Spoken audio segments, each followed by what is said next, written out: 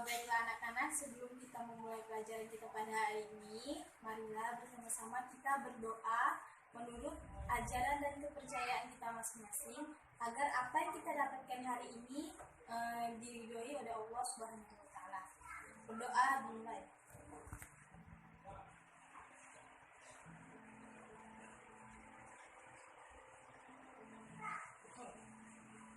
Berdoa selesai. Nah, pada waktu minggu lalu, Ibu sudah memberitahukan kepada kalian mengenai materi kita pada minggu ini. Minggu lalu, Ibu sudah memberitahukan kepada kalian bahwa hari ini kita akan membahas materi mengenai keadaan sosial budaya masyarakat Arab pra-Islam atau sebelum Islam. Nah, untuk pembelajaran kita hari ini, agar pembelajaran kita berjalan dengan lancar dan tidak banyak halangan, Ibu minta kepada kalian untuk mendengarkan Ibu saat Ibu menjelaskan materi di depan, agar saat Ibu bertanya, kalian tidak kewalahan untuk menjawab. Nah, pembahasan yang pertama adalah keadaan geografis masyarakat Arab pra-Islam. Yang kedua, kehidupan sosial masyarakat Arab pra-Islam. Yang ketiga, kebudayaan masyarakat Arab pra-Islam. Nah, untuk pembahasan yang pertama, Arabiah atau yang kita kenal dengan Arab merupakan wilayah padang pasir yang terletak di bagian barat daya Asia. Arab adalah padang pasir terluas dan tergesang di dunia. Luas perseginya adalah 1.200 atau 1.020 mil yang berpenduduk rata-rata 5 jiwa setiap mil perseginya. Arabia merupakan wilayah strategis dalam peta dunia zaman kuno. Ketika benua Australia dan Amerika belum dikenal orang karena letaknya berada pada posisi pertemuan tiga benua, yaitu Asia, Eropa, dan Afrika. Wilayah bagian utara Arabia berbatasan dengan lembah gurun Syria. Sebelum timur berbatasan dengan dataran tinggi Persia, sedangkan sebelah barat perbatasan dengan Laut Merah. Karena dikelilingi laut pada ketiga sisinya, maka disebut Jazirah Arab atau Jazirah Arabia, Kepulauan Arabia. Wilayah Arabia terbagi menjadi beberapa provinsi seperti Provinsi Hijaz, Najd, Yaman, Hadramaut, dan Oman. Semua provinsi tersebut menempatkan posisi yang sangat penting dalam tingkatan sejarah. Lintasan sejarah Islam Mekah, Madinah, dan Tair merupakan tiga kota besar di Provinsi Hijaz bagian utara Arabia. Merupakan padang wilayah yang tandus. Sepertiga lebih dari wilayah ini merupakan di pertengahan wilayah utara. Adapun bagian selatan Arabia merupakan wilayah subur yang padat penduduknya. Mata pencarian mereka adalah bertani, berdagang,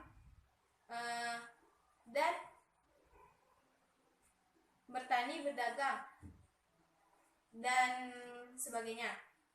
Hadramaut dan Yaman merupakan wilayah tersubur di Afrika Selatan.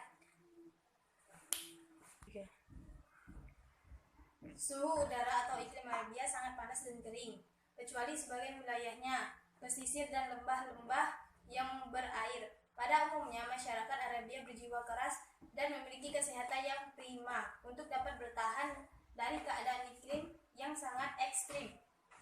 Meskipun wilayah Arabia dikelilingi lautan pada ketiga sisinya, namun wilayah ini nyaris tidak mempunyai sungai. Jika ada, hanyalah sungai kecil yang tidak dapat berfungsi sebagai sarana pelayaran. Andaikan cukup curah hujan, maka sudah pasti wilayah ini sangat subur untuk menghasilkan kopi, kurma, gandum, dan buah-buahan lainnya. Kurma merupakan tanaman primadona di wilayah Arabia. Ia sangat dekat dengan kehidupan masyarakat, baik mereka yang kaya maupun mereka yang miskin. Sebab tanpa pohon kurma, maka kehidupan di padang pasir akan semakin terasa sangat menderita. Pohon kurma sendiri di tanah Arabia memiliki banyak kegunaan. Buahnya merupakan makanan tetap masyarakat Arab. Bijinya sebagai persediaan untuk makanan unta. Sarinya yang tercampur dengan susu merupakan minuman yang khas bagi masyarakat Arab atau masyarakat Badui. Batang kayunya digunakan sebagai bahan bakar untuk keperluan memasak, sedangkan daunnya digunakan untuk membuat atap rumah. Kemudian, serabut pada dahannya digunakan sebagai tali tambang. Karena itu pohon kurma selalu menjadi pujaan dan impian orang-orang Arabia atau orang-orang Badui yang sepanjang hidupnya mereka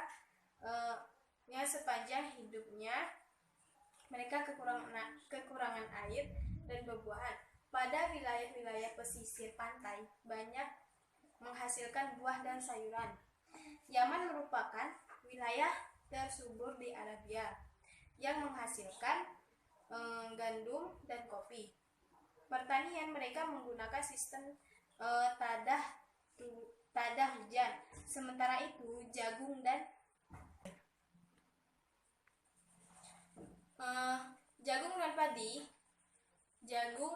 padi mereka tumbuh subur di beberapa wilayah di Oman, sedangkan di Hadramaut dan Mahra utamanya menghasilkan palawija.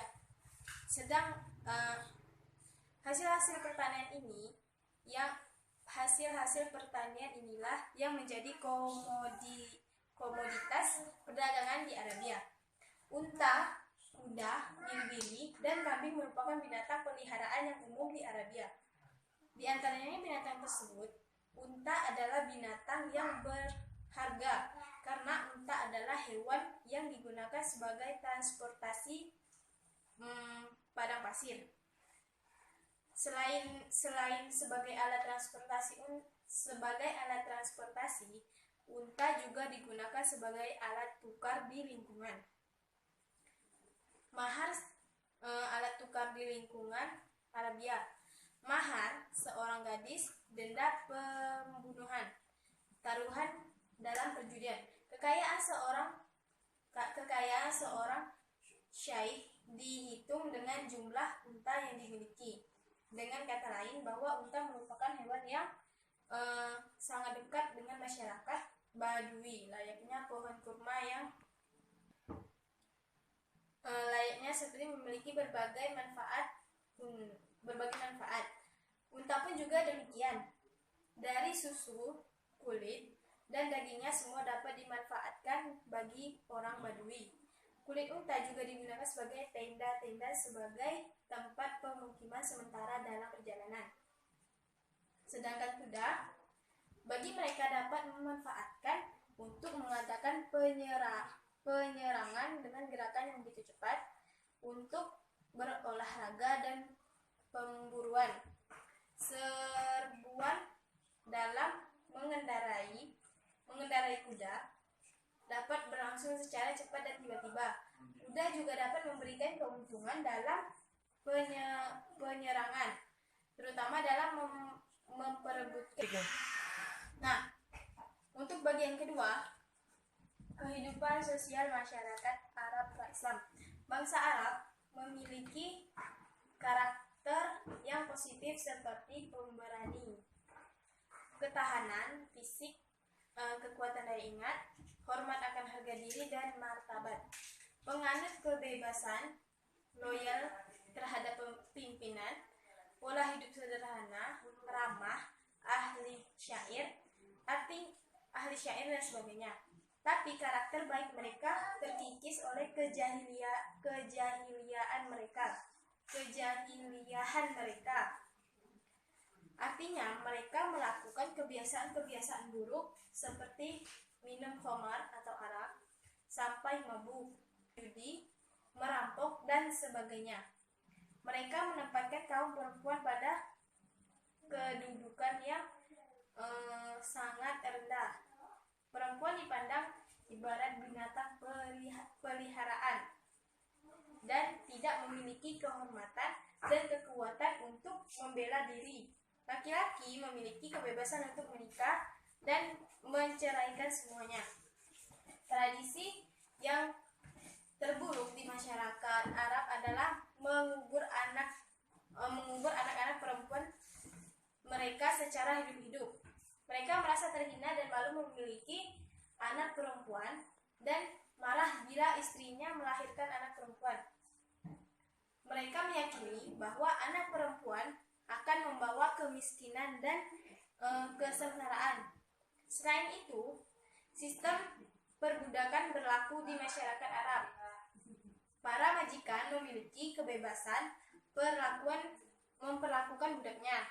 Mereka mempunyai kebebasan menyiksa budaknya, bahkan memperlakukan budaknya seperti binatang dan barang dagang yang bisa dijual atau dibunuh.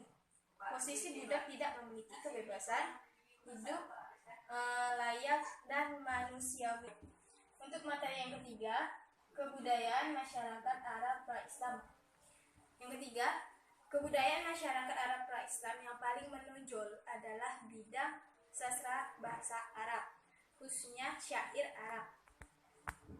Negeri Yaman adalah tempat tumbuh kebudayaan yang amat penting yang pernah berkembang di Jazirah Arab sebelum Islam datang.